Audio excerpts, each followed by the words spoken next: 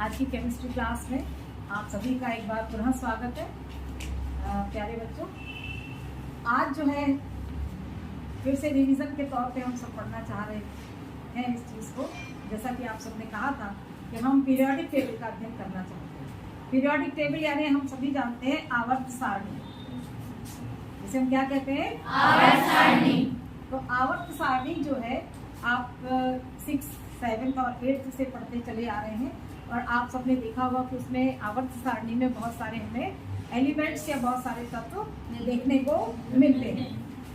तो सबसे पहली बात कि आप मुझे ये बताएं कि सबसे पहले जो सर्वप्रथम आवर्त सारणी का निर्माण किसने किया था? किसने किया था? तो मेंडलीव का आवर्त नियम कोई मुझे बताएगा क्या था? कोई एक आंसर देगा, प्लीज बताइए।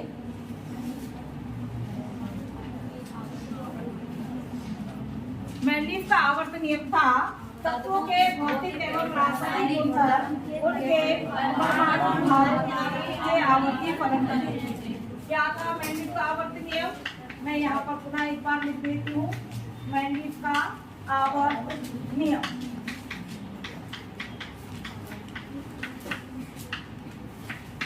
ठीक है।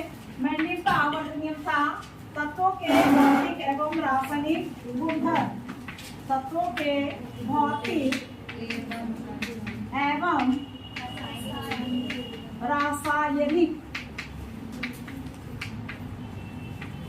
एवं रासायनिक गुणधर्म उनके परमाणु भारों के आवर्ती फलन होते हैं। किसके आवर्ती फलन होते हैं? परमाणु भारों के आवर्ती फलन होते हैं। इसके पश्चात आपने देखा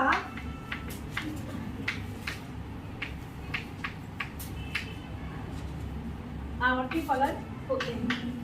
फिर अब आप देखते हैं कि मेंडलीव की आवर्त सारणी अब हमें देखने को नहीं मिलती। देखने को तो मिलती है पर मतलब हम उसका उपयोग उतना नहीं करते, क्योंकि उन्होंने जो तत्वों को व्यवस्थित किया था उसके बहुत सारे नियम थे। जैसे डोबेराइनर का त्रिक नियम था और उन्होंने सारे गामा पाधनसा के आधार पर 7 समूह का न्यूलैंड का अष्टक नियम के अनुसार तत्वों को व्यवस्थित किया था।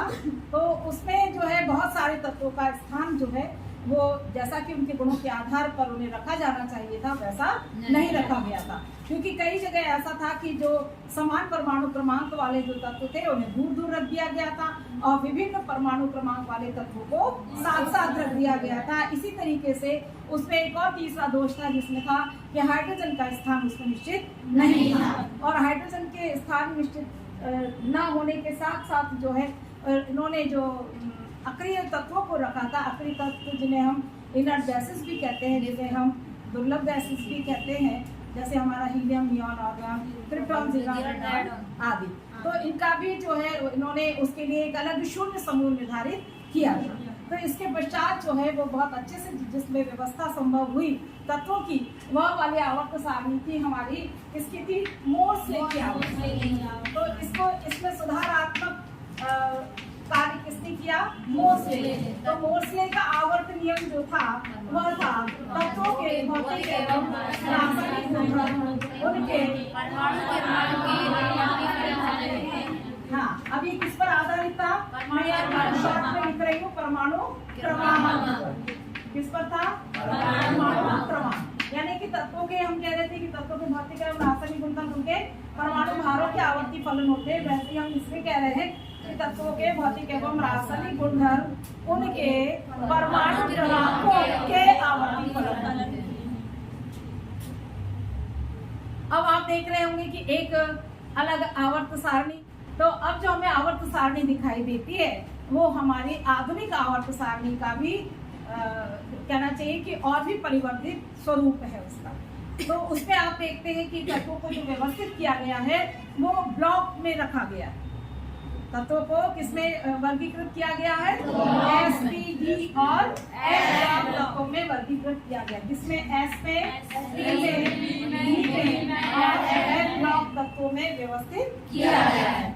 आप सभी के लिए एक बहुत ये जानने का विषय है कि अब जो आवर्त सारणी को हम देखते हैं वह हमारी कहना चाहिए कि यदि सही मायने में उसको देखा जाए वास्तविक रूप में, तो वो कहीं ना कहीं संयोजकता पर आधारित है। किस पर आधारित है? संयोजकता। जैसे कि संयोजकता की बात करें, जैसे मैंने कहा कि फर्स्ट और सेकंड समूह में जिन तत्वों को रखा गया है उन सभी के बाह्यतम कक्ष में पाए जाने वाले इलेक्ट्रॉन्स की संख्या भी 1 और 2 है। इसी तरीके से आप समूह 18 के तत्वों को देखते हैं, तो समूह 18 के तत्वों में भी हम ये मतलब दृष्टिगत होता है कि इसके बाह्यतम कक्ष में सभी में 8 इलेक्ट्रॉन होते हैं हीलियम को छोड़कर। तो ये बात आप सबको क्लियर हो रही है? इतना समझ में आया सबको? तो इसी के साथ में आगे बढ़ो, इसको रब कर दूं।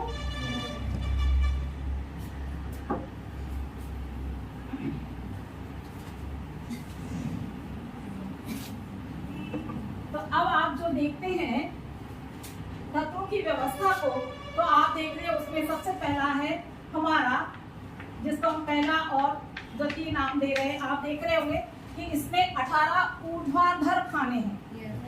कैसे खाने हैं? 18 ऊर्ध्वाधर खाने हैं।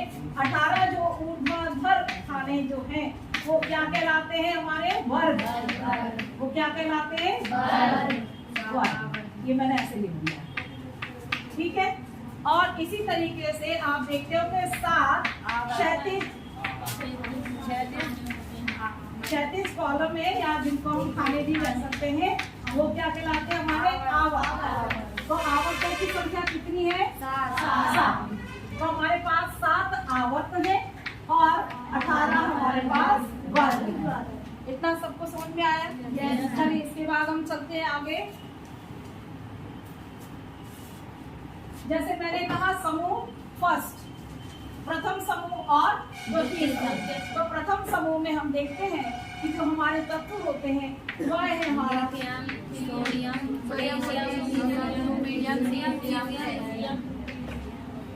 ठीक है, लिथियम है, सोडियम है, पोटेशियम है, एल्यूमिनियम है, सीजियम है। इन सभी के बाह्यतम कक्ष में 1 इलेक्ट्रॉन है। इन सभी के बाह्यतम कक्ष में 1 इलेक्ट्रॉन है। ये बात आपको समझने वाली है। और इसीलिए ये सब जो तत्व हैं, जो हमारे क्षार धातु में पाए जाने वाले जो तत्व हैं क्षार धातु वाले ब्लॉक में या एस ब्लॉक के फर्स्ट समूह में, वे सभी की संयोजकता 1 होती है। कितनी होती है संयोजकता? 1 होती है। जैसे कि इसका हम उदाहरण लेकर के चले, तो हमने कहा कि Na प्लस Cl, तो क्या हो गया हमारा? NaCl। इसी तरीके से आप देखते हैं, तो इसमें चूंकि जो है वो संयोजकता जो है एक सोडियम परमाणु के साथ में एक हमारा क्लोरीन परमाणु संयोजित हो रहा है, और जिसके फलस्वरूप हमें वैध संयोजक यौगिक NaCl प्राप्त हो रहा है। ठीक है, तो हमने क्या जाना कि प्रथम समूह के तत्वों के बाह्यतम कक्ष में 1 इलेक्ट्रॉन उपस्थित होता है। कितना इलेक्ट्रॉन उपस्थित होता है? 1 इलेक्ट्रॉन उपस्थित होता है। इसी तरीके से हम द्वितीय समूह के तत्वों की बात करें, तो देखिए मैं तत्वों के नाम लिख रही हूँ।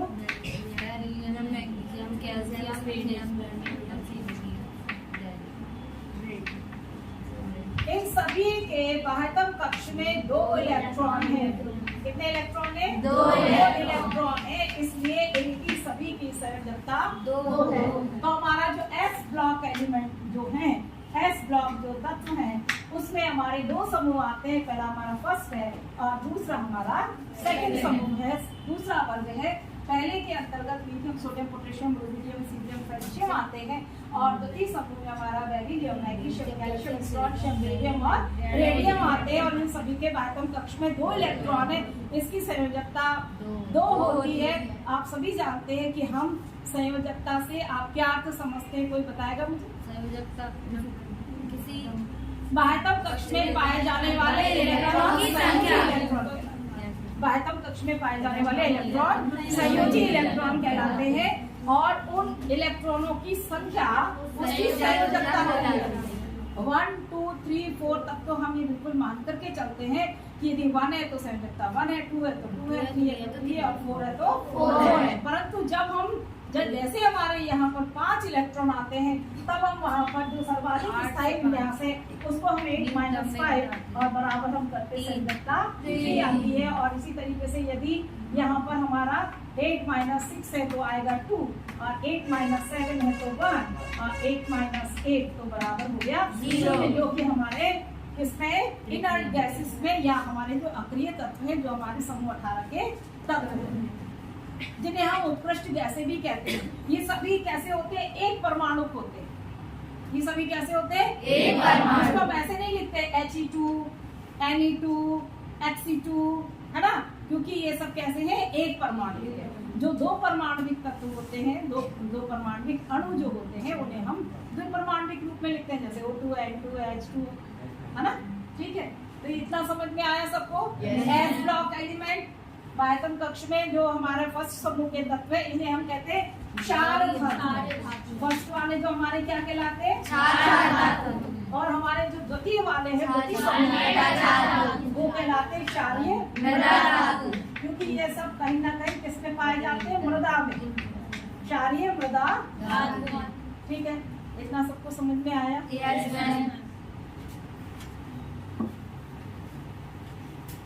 अब इसके बाद मैं आपको लेकर के चलती हूँ हमारे पी ब्लॉक एलिमेंट्स की। और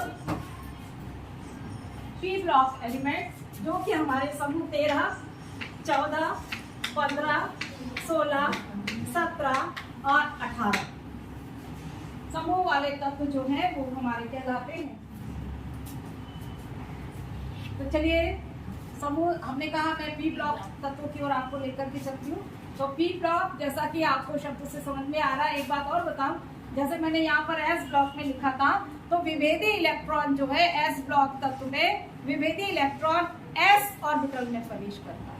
इसमें प्रवेश करता है एस ऑर्बिटल। और इसी के साथ जब हम पी ब्लॉक एलिमेंट्स की ओर आपको लेकर के चले हैं तो हम आपको ये बताना चाहेंगे कि पी और इसमें जो विभेदी इलेक्ट्रॉन है वो हमारा पी ऑर्बिटल में प्रवेश करता है। कहाँ पर प्रवेश करता है? पी ऑर्बिटल में। और इसीलिए सबको हमने नाम दिया है पी ब्लॉक एलिमेंट्स। तो ये हमारे समूह 13 से लेकर के 18 तक के जो तत्व हैं वो हमारे पी ब्लॉक एलिमेंट्स कहलाते हैं। समूह 13 में देखिए, मैंने यदि इसको इस 13 को मैंने इस तरीके से मिला दिया तो आप देख रहे होंगे कि ये बोरॉन निर्मित हो गया। क्या बन गया? B for boron. तो इसके समूह इनके जो तत्वों के नाम हैं वो इस तरीके से है।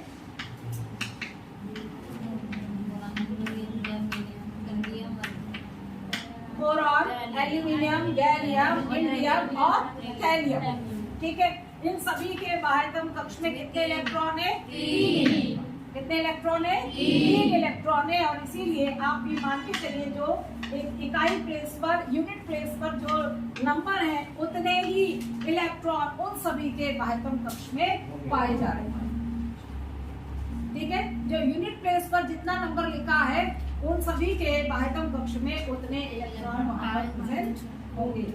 ठीक है, तो मैंने लिखा यहाँ बोरॉन, एल्यूमिनियम, गैलियम, इंडियम और थैलियम, इन सभी के बाह्यतम कक्ष में कितने इलेक्ट्रॉन है? 3। यहाँ हम समूह 14 की बात करें तो कार्बन, सिलिकॉन, जर्मेनियम, टिन और लेड, इन सभी के बाह्यतम कक्ष में 4 इलेक्ट्रॉन है। आप सभी जानते हैं कि ये 4 इलेक्ट्रॉन, कार्बन को हम कहते हैं चतुर संयोजी है, इसीलिए CH4 आपको निर्मित दिखाई देता है। इसी तरीके से आपको CCl4 भी आपको निर्मित दिखता है। इसी के साथ SiCl4 भी आपने नाम सुना होगा, सिलेन जिसे हम कहते हैं। और SiCl4 आपका सिलिकॉन टेट्राक्लोराइड जो धूम्रपट बनाने में जिसका उपयोग होता है। और इसी तरीके से इसके यदि हाइड्रेट की बात करें तो SiH4 जिसका नाम होता है सिलेन।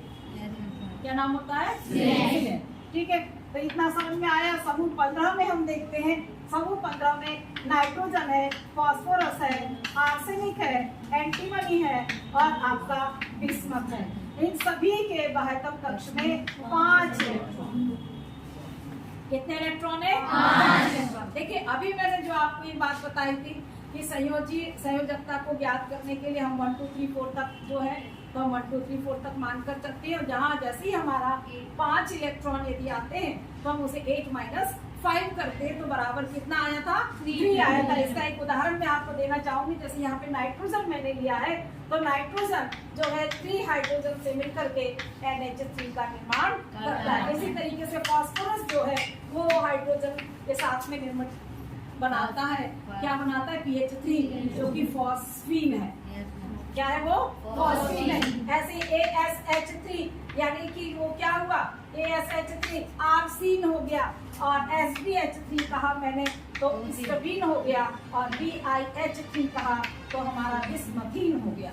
ये सब इसके क्या हो गए? ये हाइड्राइड्स हो गए, जो इस चीज को प्रूव कर रहे हैं। इन सभी की संयोजकता जो है वो कितनी है? 3। कितनी है? 3। पारगम कक्ष में इलेक्ट्रॉनों की संख्या कितनी है? 5। इलेक्ट्रॉनों की संख्या कितनी है? 5। इतना सबको समझ में आया? तरीके से हम 16 की बात करें, समूह 16 की, तो मैंने कहा था कि इसके भी बाह्यतम कक्ष में कितने इलेक्ट्रॉन होंगे? 6 इलेक्ट्रॉन होंगे। इसी तरीके समूह 17 में भी 7। तो समूह 16 का तत्व जो है वो कहाँ से शुरू है? आपका ऑक्सीजन से, सल्फर से, सेल्यूरियम और ऑक्सीजन, सल्फर, सेलेनियम, टेल्यूरियम और पोलोनियम। ठीक है। इन सभी के बाह्यतम कक्ष में इलेक्ट्रॉन कितने हैं? 6। कितने इलेक्ट्रॉन से? 6 इलेक्ट्रॉन से। इसी तरीके से समूह 17 के तत्वों की बात करें तो आप सभी जानते हैं ये बहुत अधिक FClBrI और है आपका sp3। ठीक है। फ्लोरीन, क्लोरीन, ब्रोमीन, आयोडीन और एस्टेटिन, इन सभी के बाह्यतम कक्ष में है 7 इलेक्ट्रॉन। और ये कैसे? बहुत अधिक विद्युत ऋणात्मक तत्व है। फ्लोरीन जो है आपकी आवर्त सारणी का सबसे अधिक विद्युत ऋणात्मक तत्व होता है, मोस्ट इलेक्ट्रोनेगेटिव। और इसीलिए फ्लोरीन की खोज भी जो है वो देर से हुई। फ्लोरीन की खोज देर से होने का कारण भी ये था कि जिस पात्र में हम उसे अलग करना चाहते थे वह उससे द्रव्य क्रिया करके फ्लोराइड बना लेता था, इसलिए उसका सेपरेशन बहुत मुश्किलों में और बहुत देर में संभव हुआ। ठीक है। और इन सबके आपको वो भी पता होंगे, इनके परमाणु क्रमांक 9, 17, 35, 53 और 85। इन सबके परमाणु क्रमांक जो है इसका 9 है, इसका 17 है, इसका 35 है, इसका 53 और इसका 85। अब हम बात करते हैं किसकी? समूह 18। तो समूह 18 के जो तत्व होते हैं वो हमारे कहाँ से स्टार्टिंग है? समूह 18 की हीलियम का परमाणु क्रमांक होता है 2, जो कि आप जानते हैं कि अकेला 2 भी जो है वो स्थायी विन्यास है ना। इसके बाद हम बात करें कि नियॉन है, हीलियम, नियॉन, आर्गन और क्रिप्टॉन और ज़ीनॉन और रेडॉन। तो 2 है इसका 10 है, इसका 18 है, इसका 36 है, इसका 54 है और इसका 86 है। सभी के बाह्यतम कक्ष में इनमें इलेक्ट्रॉनों की संख्या है 1, और इसीलिए आप सभी जानते हैं ये अक्रिय तत्वों के अंतर्गत आते हैं। ठीक है। Helium, neon, argon, krypton, xenon और रेडॉन। हीलियम हमें कहाँ से प्राप्त होती है? हेलियोस, सूर्य से, इसलिए इसका नाम हीलियम है। नियॉन का अर्थ होता है नवीन, न्यू। आर्गन का अर्थ होता है आलसी, सुस्त। हीलियम का अर्थ है, ये हीलियम हमें कहाँ से प्राप्त होती है? ये नाभिकीय संलयन अभिक्रिया होती रहती है, जो हमारे सूर्य में जो ऊर्जा उत्पत्ति का कारण है, नाभिकीय संलयन अभिक्रिया, जिसमें हम लिखते हैं 1H2 और plus 1H2 is equal to 2He4। Helium का हमें नाभिक प्राप्त होता, 2 नाभिक ड्यूटेरियम के जोड़ करके हमें एक हीलियम का प्राप्त कराते। तो हीलियम हमने कहा सूर्य से, नियॉन अर्थात नवीन, आर्गन अर्थात आलसी और क्रिप्टॉन यानी छिपी हुई, और बाकी आपका ज़ीनॉन है, और ज़ीनॉन के बाद है आपका रेडॉन है। रेडॉन जो कि रेडियोएक्टिव एलिमेंट्स के अंतर्गत। ठीक है। इतना सबको समझ में आया? Yes ma'am. इसमें आप देखते होंगे कि समूह 13, 14, 15, 16, 17, 18 में यहाँ पर कोई किसी कोश या कक्षक की जो है वो बढ़ोतरी नहीं हो रही है, क्योंकि हम सभी जानते हैं कि किसी भी परमाणु के बाह्यतम कक्ष में सर्वाधिक इलेक्ट्रॉन कितने हो सकते हैं? 8। इसीलिए 3 के बाद उसी वाले कक्ष में उसी में सेट हो जाता है। तीसरे के बाद चौथा इलेक्ट्रॉन, चौथे के बाद पांचवा, छठा, सातवां और आठवां। परमाणु क्रमांक जरूर बढ़ता है परंतु इनके आकार में कोई परिवर्तन नहीं होता। बात समझ में आई सबको? इनका परमाणु क्रमांक जरूर बढ़ता है परंतु इनके परमाणु आकार में कोई भी परिवर्तन नहीं होता और सारे इलेक्ट्रॉन्स जो है वो उसी एक क्वांटम कक्ष में सेट होते चले जाते हैं, जैसा कि आप सभी जानते हैं। किसमें? पी ऑर्बिटल में, है ना? आया सबको समझ में? इतना सबको समझ में आया? इसीलिए हमने इनको क्या नाम दिया? P block. P block element. P block elements हमने क्यों कहा? क्योंकि इनका जो विभेदी इलेक्ट्रॉन है वो पी ऑर्बिटल में प्रवेश करता है। कहाँ प्रवेश करता है? पी ऑर्बिटल में प्रवेश करता है। तो पी ऑर्बिटल के पी ब्लॉक एलिमेंट्स के अंदर समूह 13, 14, 15, 16, 17 और 18 के तत्व आते हैं। आया सबको इतना? आ रहा है ना? चलिए, तो एस और पी ब्लॉक एलिमेंट्स आप सबने समझे और मुझे लगता है कि इससे आपको काफ़ी सहूलियत होगी आगे आपको रिएक्शंस वगैरह में भी। और आप सबने इस चीज़ को जाना और सभी तत्वों को जो है वो किस तरीके से ब्लॉक में विभाजित किया गया वो भी आपको समझ में आया होगा। अब आपके रह गए डी और ए ब्लॉक एलिमेंट्स। तो डी और ए ब्लॉक को हम पढ़ेंगे कल। फिर मैं आपको इसको पुनः अपन क्लास लगाएंगे तो उसमें उसको हम आगे जारी रखेंगे और कल पूरा करते हैं। तो मुझे लगता है कि आप सबको बहुत अच्छे से समझ में आ गया होगा। आज की क्लास आज फिर यहीं समाप्त होती है। Thank you.